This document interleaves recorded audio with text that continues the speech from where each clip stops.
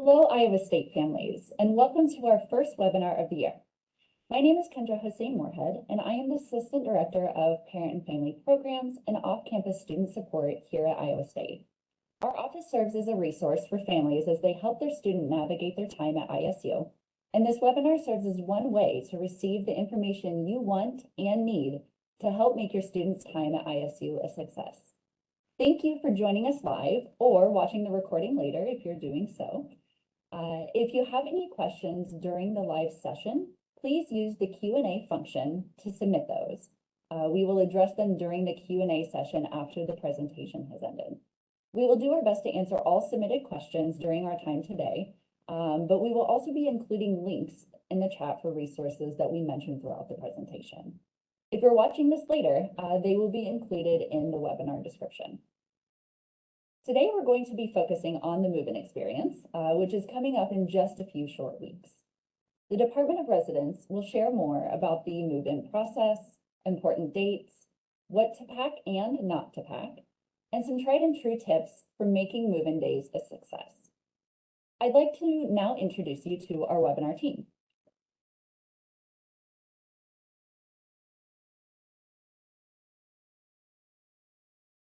There we go, we're slowly popping in. Taya Bonner is with us as our graduate assistant for parent and family programs. She is advancing the slides at the moment, so you may not see her quite yet.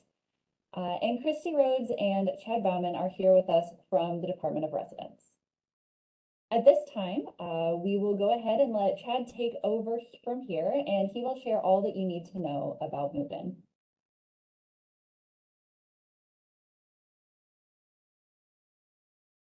All right, welcome everyone to our move-in presentation. Hopefully this is working.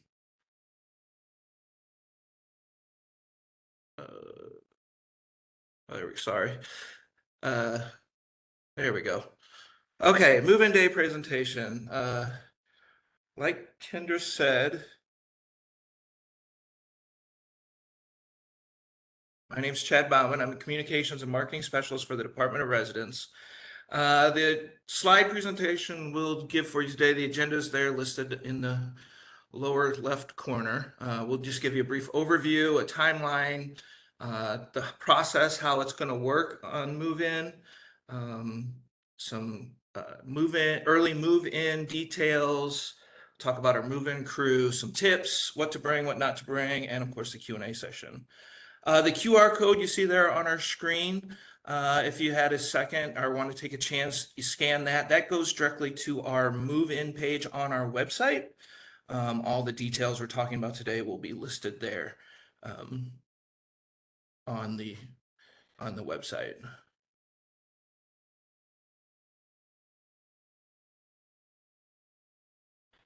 Just a kind of a quick overview of our department. Last year, the 23-24 academic year, we here at the Department of Residence, we housed over 10,000 students. For those of you that are familiar or live in Iowa, that makes us about the same size as Carroll, Iowa. We have 20 residence halls on campus, 168 apartment buildings. We cover 104 acres of the campus space. That equals out to 3.3 million square feet. Our team, just kind of a quick overview, we have 192 staff on hand, 275 student staff, that includes 184 RAs. You can see a list of our departments there for the most part. Everyone, you all will be working with the administrative services, the Res Life, and probably our facilities group. A little side note there, our facilities group, we have 9 different trades that we employ here in our facilities group. That includes everything from locksmiths, pest control, basic maintenance, HVAC, etc. All right, let's get right into it. So, sorry, my computer is just not working. All right, so the move-in timeline. We started last weekend with our interim housing. That just indicates students that had to move in early. The main dates start next Friday. So Friday 16th, that's when our halls and apartments open for Greek recruitment. The following Saturday, then all campus apartments are open for residents to begin moving in. The main dates, Tuesday, August 20th, Wednesday, August 21st. That's when our new to ISU students living in our residence halls are able to start moving in. Thursday, August 22nd, all our returning students will begin moving into the halls, and then classes begin on the 23rd. Something to keep in mind here as you look at these dates, those dates are just when students can begin to move in. We will keep moving students in all the way through the first day of classes, even that first week of classes. So we'll touch on that a little bit more here in the presentation, but just know that these are just start dates. They're not exactly specific dates when you have to be in the building.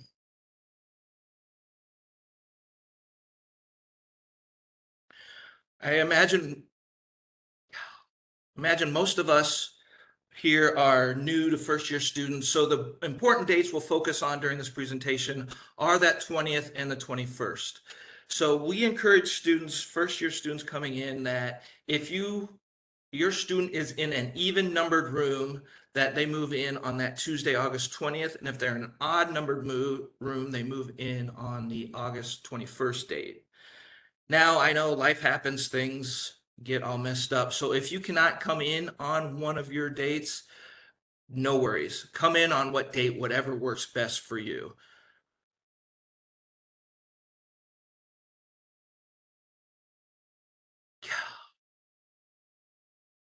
So move-in day, this is what we'll experience.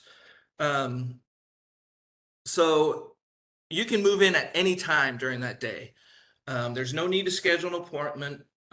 Like I said, if you can't move in one of those, the 20th or the 21st, you have to come the other day. No worries, you don't have to let us know.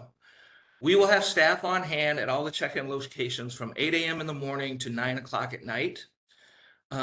If that time period doesn't work for you, you need to come later or earlier.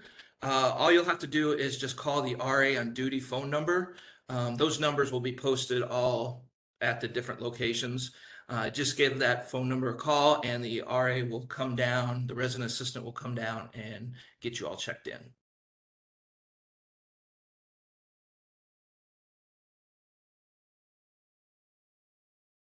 So the move-in process, this is what's going to happen when you get to campus. The first thing that we want everyone to know is to make sure to follow the red signs to your building. Don't follow your GPS. Don't put the address into your phone. The signs that we have out on these streets, they're set up so we have the best traffic flow in the most efficient way possible. So please make sure you follow the red signs. Once you get to your building, as you pull into the parking lot, staff will be there to greet you. They'll write out a 30-minute parking pass for you. Once you get the pass, then you can drive, find a place to park. From here, the family, the helpers, they'll go find a place to park, start unloading their car. The students, they'll go into the hall to the check-in location and get their check-in packet. Check-in packet will have their room key, their RIC form, different materials they'll need to check in. The key thing to know here is the student has to go do that themselves. Family or someone else can't go in and check in for them. We tend to get a lot of questions. Well, my student is showing at the state fair, can't be here today. Can I just get their stuff? Unfortunately, no. It has to be the student that goes in and gets their check-in material. So once the student has their packet, you get your car unloaded, you can take all your items up to the student's room. Make sure you look for the students in the orange shirts. They're our move-in crew. We do have limited number of move-in crew students available as of this moment. So if you see a group, they're walking around empty-handed, flag them down, they'll come over, help carry stuff up to your room for you, make stuff a lot easier on you and your family. Once you get everything out of your car up to your room, we ask that you're going to move your vehicle to one of our long-term parking lots. We'll discuss that here in a little bit.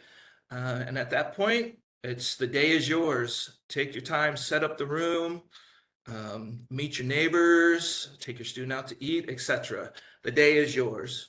If there's a time during the day where you get the room set up and you realize you forgot something or need something, need to make a Target or a Walmart run, no worries.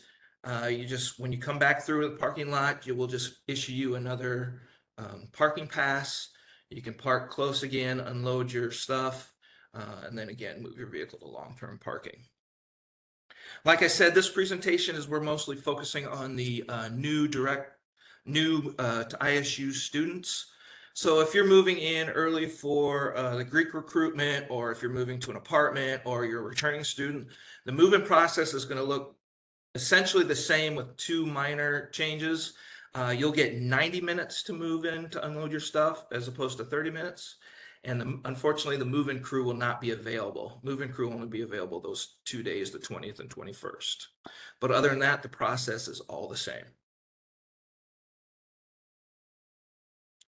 Long-term parking. So once you get your stuff unloaded, we ask, that you are courteous to the other families moving in and that you do open up a space and move your vehicle to long-term parking. You can see on this map will actually be located on the back side of the parking pass that you'll receive. But this gives you an idea of where those long-term parking spots are located. They're indicated by the red dots there on the map. These spots, they're free, and you can leave your parking spot or your car in that parking spot until Monday, August 25th.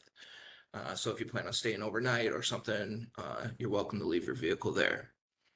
The 4 different lots available are there south of Hilton, on the football stadium lots. We have lot 61A out by Wallace Hall and lot 29 out north of campus behind the molecular biology building. There are paid options if you want to be a little bit closer in the Memorial Union parking ramp and the Ames intermodal facility. There's also parking meters available online and are available in Campus Town that you can utilize. The other thing to note on this slide too is if your student has a parking pass, they're bringing a vehicle and they do have a parking permit, their permit does not take effect until Monday, the 25th. So even though they may move in on the 20th, on that Tuesday, they will need to move their cars to one of those long-term lots, and then they'll be able to move their vehicle back in on Monday when their permit becomes valid. Move-in crew. This is a great option for all families moving in and is super popular. The move-in crew, they're a group of student volunteers. They work from 8 in the morning to 4 in the afternoon on the Tuesday and Wednesday of the new student move-in. That's the 20th and 21st. The move-in crew, they're available to help you carry items up to your room. Makes it a lot easier on everybody, a lot less stress on the back, if you will. You don't have to sign up or get a slot available. They will just be wandering the parking lot ready to help. So like I mentioned earlier, we do have a kind of smaller number of students so far this year. So if you do see one, they without any boxes or anything in their hand, make sure to flag them down. They'll be happy to help. Also on that note, if your student wants to join the move-in crew, we are still taking applications. The move-in application is due by this Sunday, August 11th at midnight. A couple perks to moving in early, or for joining the move-in crew, is that your student, they get to move in early for free. There's no charge associated with that. Your student can qualify or is entered for a chance to win a scholarship, up to $3,000 scholarship. There also is a small stipend that they're given. I believe it's $50 for their work. Plus they get a cool orange shirt, and a great way to meet new people and just help out and volunteer. That application is available online, and I believe it's also, the link is available in our chat if you're interested. So tips for move-in day. This is kind of the stuff that we've learned over the years that kind of makes things a lot smoother for families as they move in. Number one, make sure you're bringing boxes in or totes that they are labeled with your student's name, house, floor name, and room number, especially if you plan on using the moving crew. The move-in crew will just use that indication to where to take the boxes or the totes, drop them off in case you get separated or something happens.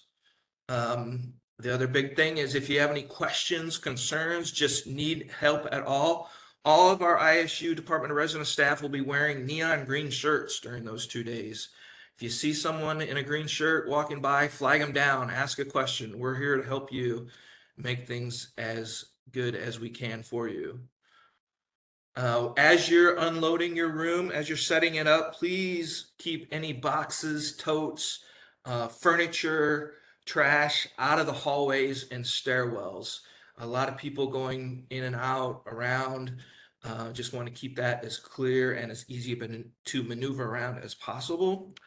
And in addition to that, as you're throwing stuff away, taking stuff outside, we ask that you please break down any cardboard boxes that you have emptied.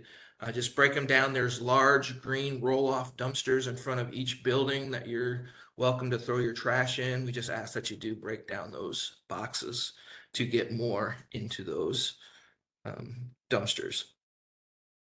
We found it helpful that if you bring scissors, some basic cleaning supplies like wipes or a broom or something, just kind of to get the place a little cleaner if you'd like. Command strips and hooks if you plan on hanging anything on the wall, they're essential. These kind of things help unpacking and setting up a lot easier. Again, a basic toolkit if you plan on bringing any a futon or a table or anything like that that you need to assemble there in the room, it'd be handy just to have a basic toolkit. There are rubber mallets available at the hall desk to check out if you plan on delofting a bed. If you are planning on delofting a bed, there is a video on our YouTube channel that shows you how to do it. It's very simple. 2 people and a rubber mallet is all you need to do. You can either deloft it, you can bunk them, whatever your student and their roommate decide is best for them. Those rubber mallets are available at checkout at the hall desk.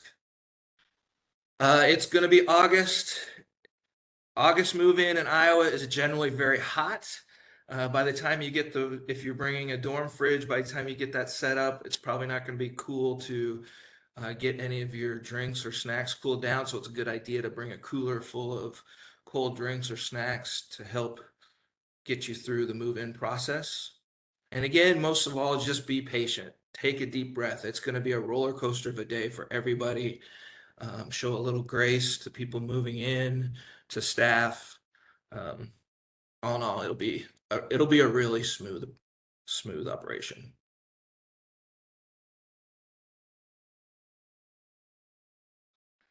Again, if you need to move in early, like I said, if one of those dates, 16th, 20th, 21st, doesn't work for you, need to move in early, there is a process for you to do that. We have an early arrival request form that you will need to fill out. That is available in your student's housing portal. There is a fee assessed. It's $25 per night, unless you're part of one of the pre-approved groups. That'd be something like maybe marching band or ROTC possibly. If that's the case, then just get in contact with that advisor and they'll help work that out. If you do plan on moving in before August 14th, you will be assigned to that interim housing that I talked about earlier, and that is located in Maple Hall. You'll be there until until you'll be able to move in on that August 14th, 16th time frame. Then you can transition to your fall assignment.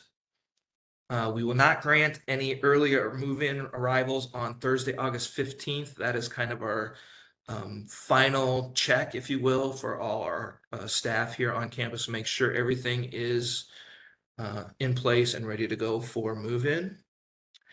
If you decide to move in early, you do have 90 minutes to unload your car and get your stuff up to your room. Again, no move-in crew will be available during that time, so it would be a good idea to bring any sort of bring a moving dolly or move cart if you have that with you. Something also to be aware of is that if your student has a dining meal plan, those meal swipes don't start until Tuesday, August 20th. There is an early arrival meal program available for your student to utilize. If you're interested in doing that, that request form is available on the ISU dining site. And just fill it out, and that money will be thrown, I believe, onto the ISU card for your student. Um, those early arrival plans, as you see, start on Saturday, August 17th in dining locations that would be open on that during that time frame.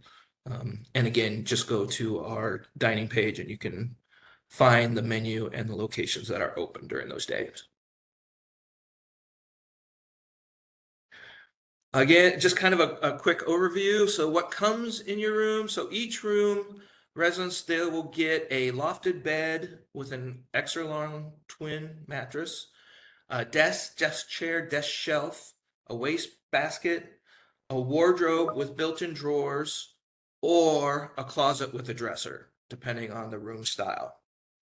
The room will also have a recycling bin that the two roommates will share, window blinds over the window, a mirror, and if you're in a suite, you'll get a shower curtain.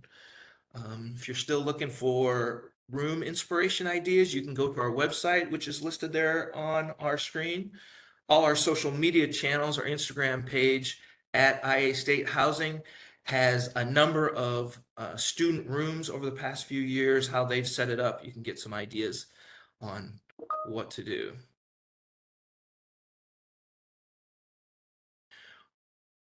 Big question, what should I bring? What can I bring? What should I not bring? This is a chart that kind of gives you some general ideas in those areas. The what should I bring? That stuff, if you use it at home every day, you're probably going to want to bring it with you. So you can see bedding, including pillows, sheets, blankets, um, laundry supplies, basket, um, a basket or a bag. We encourage everyone to use the high efficiency detergent, um, liquid or the pod style. We really discourage using those the sheets, the all-in-one wash sheets. Those tend to clog up our washing machines and take them offline. Um, Important documents if you plan on working on campus. Uh, You'll need your license, social security card, insurance cards, etc. to apply. Power strips, make sure they are have the UL approval.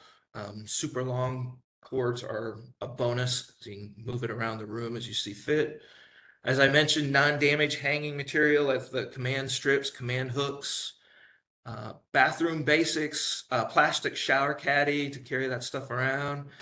And then some cleaning supplies, trash bags are a big thing students forget for their wastebasket.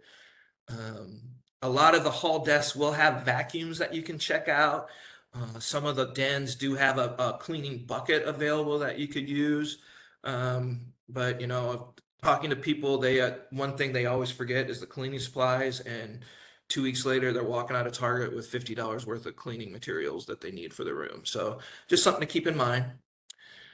What can I bring is more kind of open-ended. It's things that your student may want to use to make their space more comfortable, more like home. Um, that includes stuff like a mattress topper, coffee maker. Our policy has changed over the last year and a half where there are certain appliances that a student can use in their room, which includes a coffee maker, a toaster, a mini fridge, microwave, a small crock pot. Uh, those are kind of the items that you can use in your room. If they want to bring like an air fryer or a rice cooker or something like that, they can have them in the room. They just have to take them down to the hall kitchenette and use them there. That's all listed in our policy section on our website of stuff to bring camp appliance wise. So you might want to check that out. Fans are going to be your friend, especially this first couple weeks as you move in. One to circulate, at your ground level, and then maybe a small little clip-on one that you can keep on your bed on your loft, especially if you loft it to keep that air circulating up high.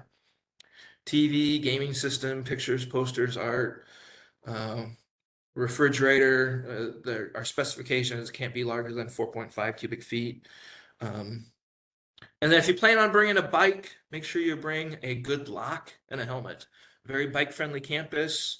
There's bike racks in front of every residence hall to lock it up with. There's a few bike storage lockers located just off campus at the Ames Intermodal facility. But again, easy way to get around town and campus.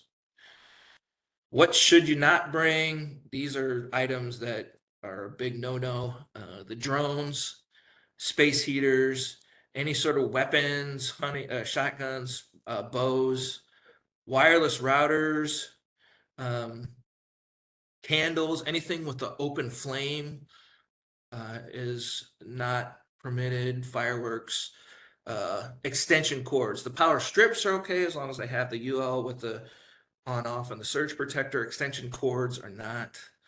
And pets. This has kind of been a thing the last few years. People just assume they can bring their pet. All pets have to be approved through the Student Accessibility Services Office. That includes the emotional support animals. The only exception to that rule are fish. You're welcome to bring fish without getting any sort of approval, but there is a 30-gallon tank limit per room. And if you have any other questions about what you can and can't bring, just drop them in the Q&A, and we'll try to get to them here at the end by the end of the session.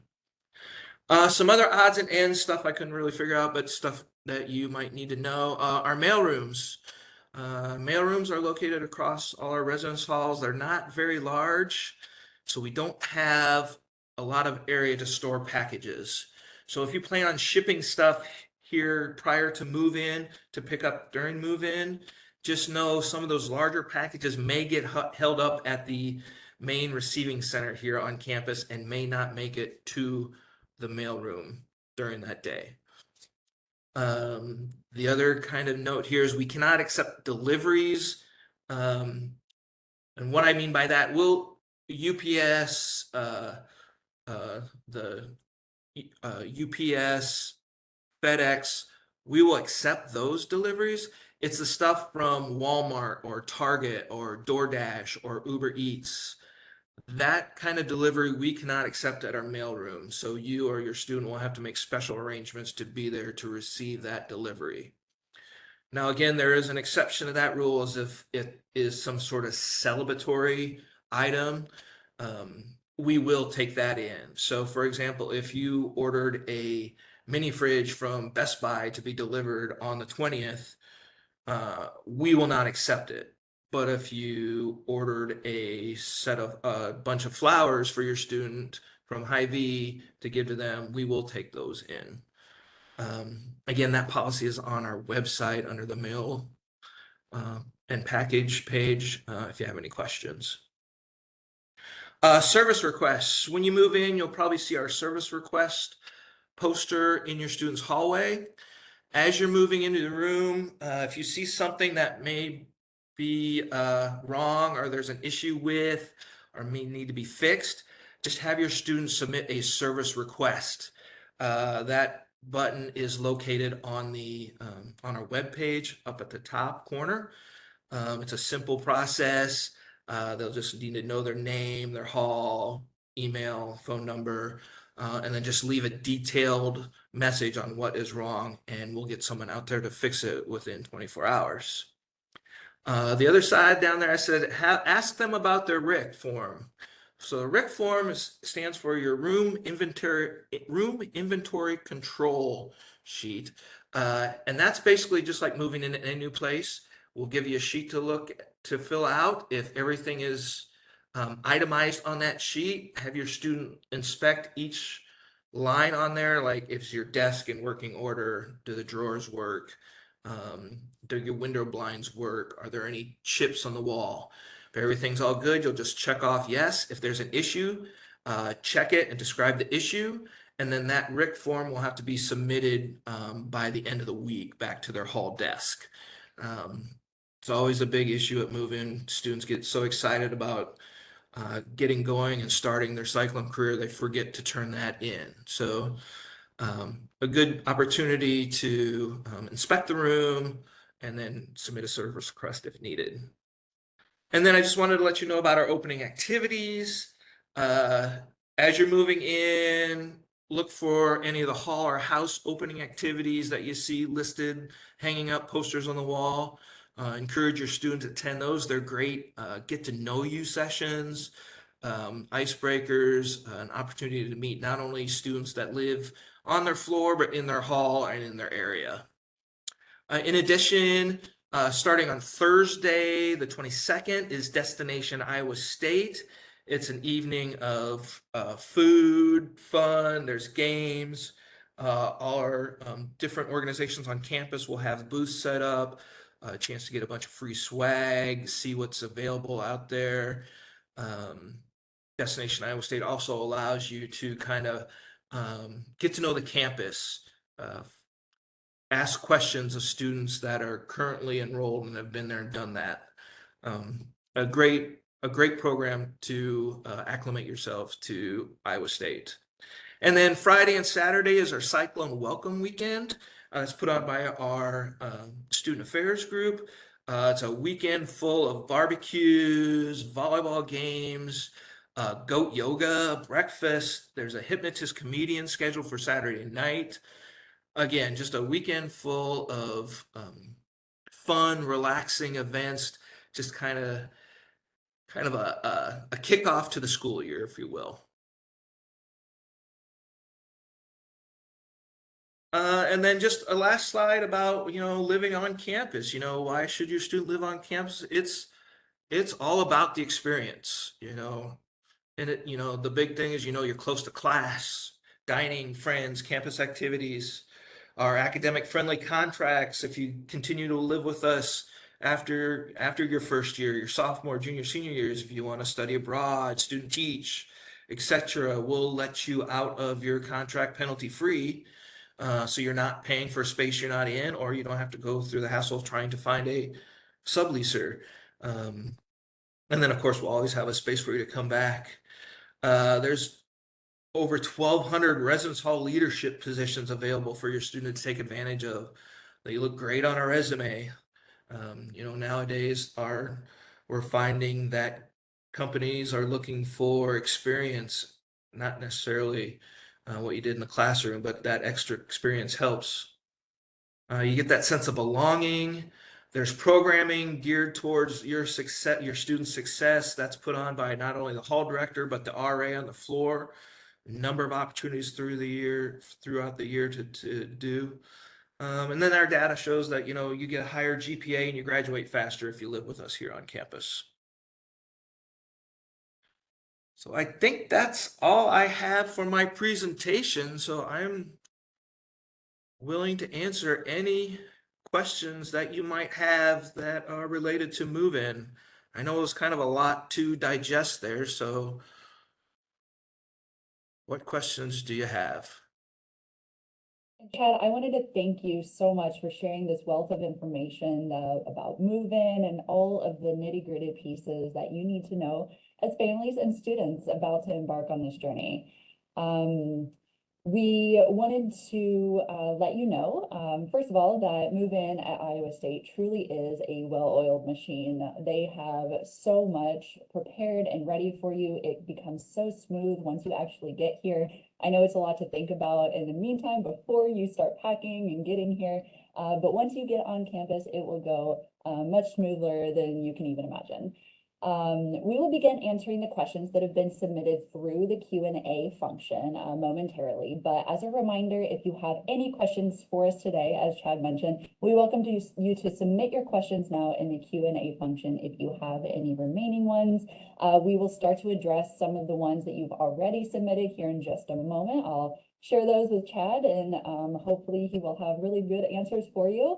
But make sure that you do get your questions out here. If we do not have time to get to everybody's questions today for whatever reason, we will share our contact information, our email addresses here once this Q&A session is over before we close at 1:30 today. So, Chad, I know that one of the questions that was asked that Chrissy has answered, but I want to make sure everybody has had the opportunity to hear. Is there a cost to use the moving crew? No, it's free. They're just volunteers that are willing to help. So no cost whatsoever associated. I guess in that kind of same vein, are moving crews allowed to accept tips? So no, um, although I do know they've on occasion they've accepted a cookie or two or maybe a bottle of water, but as far as monetary tips, no. So home baked cookies are not a bad idea, is what I'm hearing there. Um, A next question that I think is really important for the process of making sure students can move in smoothly is whether or not students need their student ID prior to moving in, if they have not already had that ID given to them, or if they're able to wait until after they've completed the move-in process to go over to Beardshare to get that ID. So they will be able to check in without the card, but it would be a lot smoother if they had it.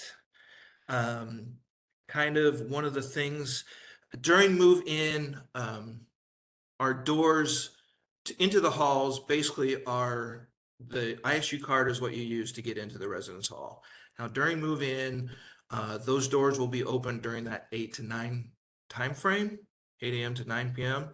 So they shouldn't have any problem that way. But it's not necessarily needed to get in, but I would recommend it.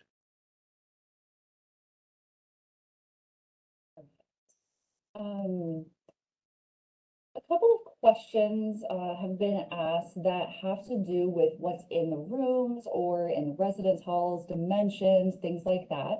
I know that there's a lot of information about dimensions of rooms and what those look like on the Facebook page. But a couple of more granular questions, I guess, involve the size of different things in the room. So the first one of those is, how deep are the mattresses? Oh, that's a great question. Uh, I don't know if I can answer that off the top of my head, other than saying it's a standard size mattress. Um, I And don't know that's if I can always give it. something we can get back to Probably, yeah, for perfect. sure. I will say too on our mattress, when you get into the residence hall, there is a firm side and a more firm side. It's flippable. So on the chart that I showed earlier, a mattress topper, a lot of people find that very helpful, especially if you like a softer mattress. That's super helpful to know. And I feel like that's one of those things that you learn by experience if you haven't heard about it yet, but it's always good to know when you're moving in, which side you might want to put that on. Any waste baskets provided in the rooms already? And if so, what size trash bags are needed? So each student has their own waste basket, and it'd be I would call it a standard business size waste basket. So the smaller desk size that um, helps. Looks like this. This helps. There you go. There's what's in the room. True show and tell. Yeah. And I do believe Chrissy mentioned in the Q&A somewhere as well that they are 10-gallon rectangular bins. So I feel like a 10-gallon trash bag would probably go a long way with that. We use the same ones here in our office as well, and I think that those would be sufficient. Okay, now getting into a couple of more questions about what can and cannot be in the residence hall rooms. Can students have a small ice maker in their room? So that's a popular item that gets a lot of questions. The short answer is yes, but it will need to be plugged directly into the wall. Kind of a if it has its own motor, it has to go directly into a wall socket, so it will use up one of the outlets in the room. Um, that's why a long power strip would be beneficial to the students involved. speaking of power strips, we had a question specifically about the type of surge protectors that are usable. And the question was specifically, can surge protectors that have the equivalent ETL designation be used instead of UL? And I believe it That's, says yes, but I'm not particularly sure. I would have to double check that with our fire safety people. I believe is yes too, but I can't answer that for 100% certainty. Sure. So that would be one we'd have to get back on. Okay, I will keep that in mind. We'll make sure that we provide in our detailed description of the recording, once we get that posted, the answers to a couple of these as well. There are a slew of questions about what other types of things can and cannot be accepted in terms of deliveries at the residence halls, starting with Amazon. So Amazon they will be dropped off there. Mhm. Okay, so Amazon's a go, anything through UPS, FedEx, DHL, any of those, USPS, any Yep. of those delivery services, things can be dropped off. What if a student has a birthday coming up and a family would like to deliver a cake or flowers or things of that nature, any gifts? Cakes, anything cakes like that, they will be accepted at the hall desk. Each hall desk does have a refrigerator with a freezer, so they were able to keep those cold. But we do ask that the delivery be made in a kind of a timely fashion, and that the student would be able to get it sooner rather than later, if that makes sense. We won't keep it for a couple days, I guess is what I'm saying. We want to make sure they get that cake on their birthday. Yeah. A couple of moving in late type of questions. So for those who are moving in late, let's say Thursday after the move-in days, is the check-in process the same in regards to students checking in at the desk and it being staffed from 8 a.m. to 9 p.m., or is there a difference in staffing? Nope, that if they're moving in late, it's the same process. Once the school year starts, the hall desk hours do change slightly. They won't be open as late, but the RA on duty number will still be listed there, so they would call them. But yep, they would still go to the hall desk, check in. Um, you'd still have the 90 minutes, etc. Perfect. And that will go for any day that's a late move-in day, Thursday, Friday, Saturday. Yep. Mm-hmm. So that's also helpful. On the flip side, for early move-in, let's say a student is planning to volunteer for move-in crew. They've already signed up, they're ready to go. There's a question about whether or not the dining halls are open early for those volunteers. So there will be dining locations open, but they would have to utilize that early arrival meal plan program. Their dining plan won't start until the 20th. So they would have to fill out the request form and go from there. But there would be dining locations open for them to use. Fantastic. This one's a little outside of Department of Residence, but I'll ask it because I know the answer in case we need it. But when students check into their residence hall, do students get their parking pass that they paid for, or how does that work? Great question. So this is a new thing. All parking passes now are virtual. So basically it will be your license plate on your car. So they won't be in their mailbox. They won't have to go get it, anything like that. It just becomes active there on the 25th, that Monday. So one less step for you all to have to worry about in picking up that parking pass so you don't get tickets on that registered vehicle.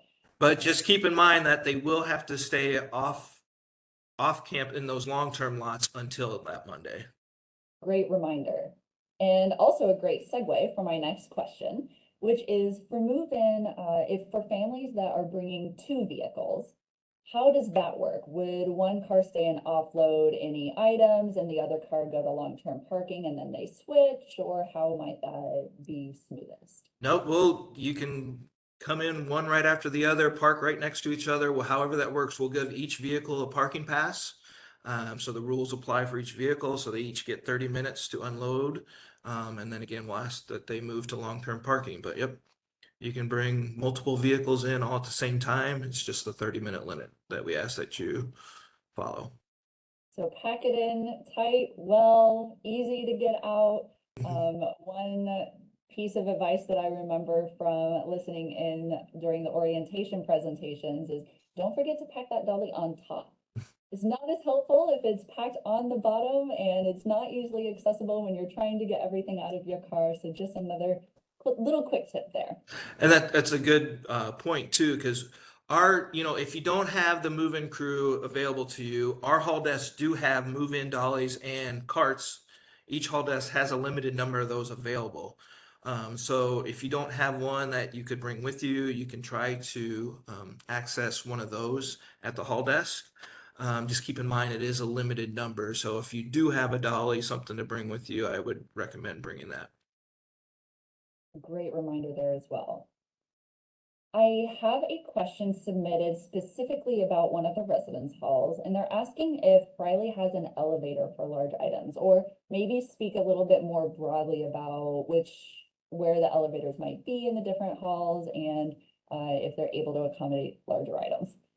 So Friley is unique in that it was built in 5 different stages. So to answer your question, there is an elevator, and you would have access to a majority of the building with that elevator. Now you may have to, when you use it, you may have to walk a ways around to get to your hall, but you would be able to use the elevator. The area that probably would not be accessible would be the north end stack would not have elevator accessibility. And now that I say it out loud, there is a bathroom remodel project going on. And so those hallways may be closed off, so you may not have access all the way. If you use the elevator in the center of the building, you may not have access all the way to the far west end of Friley. That's something I'd have to check on with our facilities group. But the center area, there is an elevator that's up there that you do have access to that would get to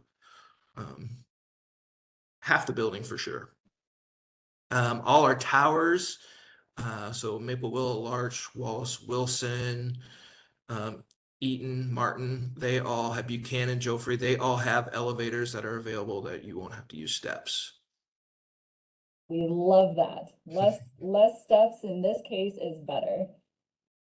We have a couple of questions regarding the fridge and microwave situations, and I'll start with this one, which asks, for students who are renting a fridge and a microwave from the university, do we know when those will be delivered? I assume they're talking about out in our Wallace Wilson buildings where we provide the fridge and microwave for them. If that's the case, they will already be in the rooms. We don't rent out any microwaves or fridges, so if that's coming from an outside party, I'm assuming they've already made arrangements with that group to bring them in. But if they're referring to the Wallace Wilson rooms, those will be already there. Very helpful. Similarly, for rooms where there are 2 roommates, can each roommate have their own fridge? Do they need to only have one in the room? Does it matter? Nope, they're welcome to each have their own fridge. But again, keep in mind that since it has a motor, each fridge would have to be plugged into an outlet, each one. So that would take one of the sockets offline for that particular item. But yeah, no, they're welcome to each have their own fridge if they'd like. Same with the microwave, they could each have their own microwave if they'd want. Super helpful. There's a couple of questions about things like documentation, filling out forms. One just kind of broadly, what is needed from students or parents from a documentation perspective, if anything?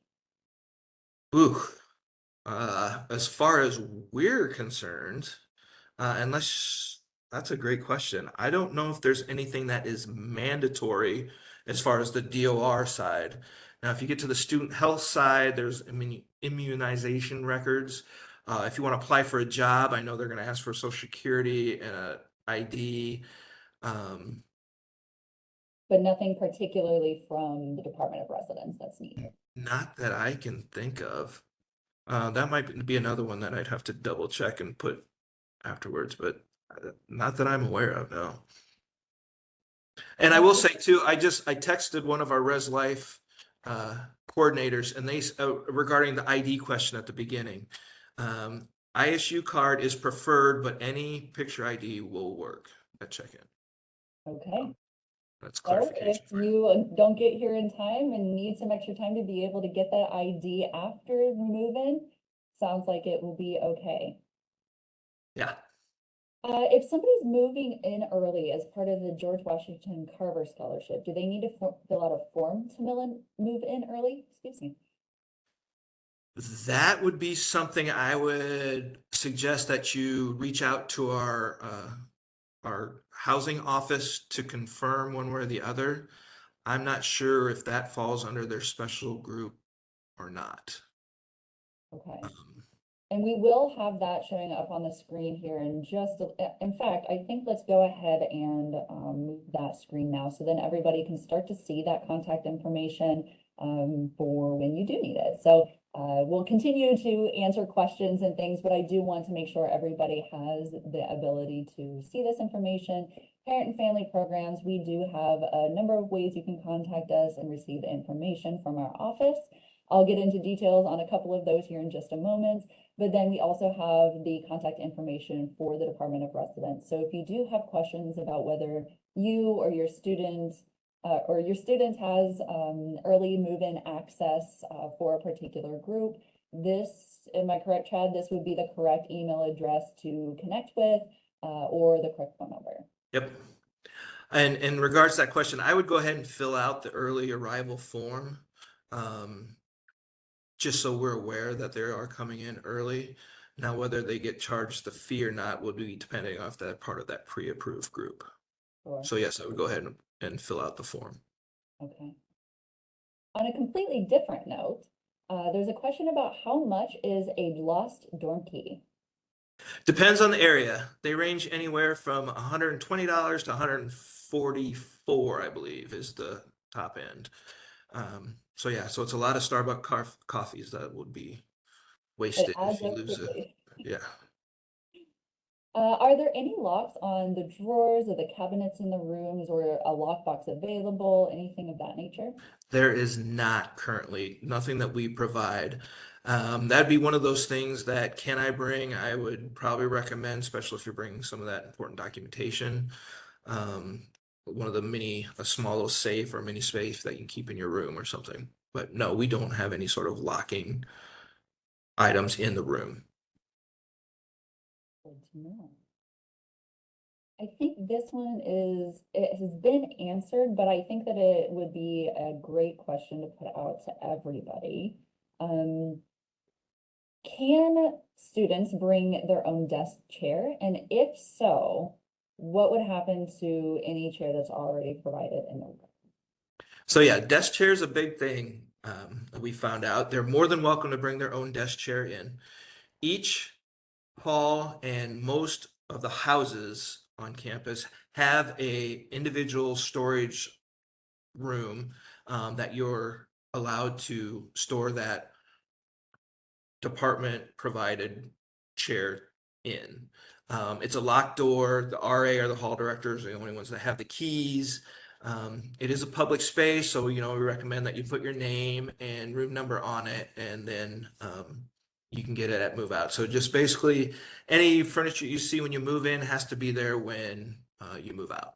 So yeah, you're more than welcome to bring your own desk chair, and there should be storage available for you. If it's something you do want to take advantage of, find your RA on move-in day.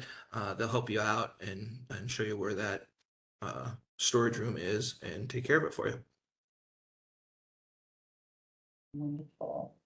There is a follow-up question to a question something you mentioned earlier about needing to have an outlet for each refrigerator. A follow-up question is approximately about how many outlets are in a room? And again, it varies based on the space, but you are guaranteed at least one on each wall. Most rooms have two, so you're going to have at least four for sure. Some may have six, but you'll have at least four in your room. That'll be helpful in considering what other types of appliances to bring if you do Yeah. have two fridges. This is a question that I think would be really helpful to consider as well is renters insurance something that people should think about, or personal property insurance, anything of that nature? It really depends on the student, the person, the family, what they want to do. It just depends on your situation. That is fair. I know that we have just a couple more minutes, and so I will ask this final question here. Is there a shuttle from the long-term parking back to the dorms on move-in day? Great question. Yes. So SciRide is our bus transit system here in the city of Ames. The SciRide routes around to and from campus will be free for families to use during move-in. I believe I know they're working on more to add more routes to it, so I can't tell you specifically which routes they are, but I do know anything in the 20s for sure will be free. There's 3 different routes that come from the Wallace Wilson football stadium area, and they go all through Central Campus. They'll stop in front of each residence hall. So yes, they will be free to use. And I have found Google Maps to be my friend in that space, but there's also an app, and let me know if I'm wrong here, Chad, the My State app. So My State app has that, and I believe the ISU Safe app also has that information. So multiple ways that you can figure out exactly which bus will be going to the residence hall that you need to get to, or any other area on campus that you would. Okay, I think this is all that we have time for in terms of questions for today. But again, if you have additional questions or if anything pops up between now and move-in day, feel free to connect with either of our departments here on the screen, and we will get you to the right area, and we will make sure that we can get your questions answered in a timely way.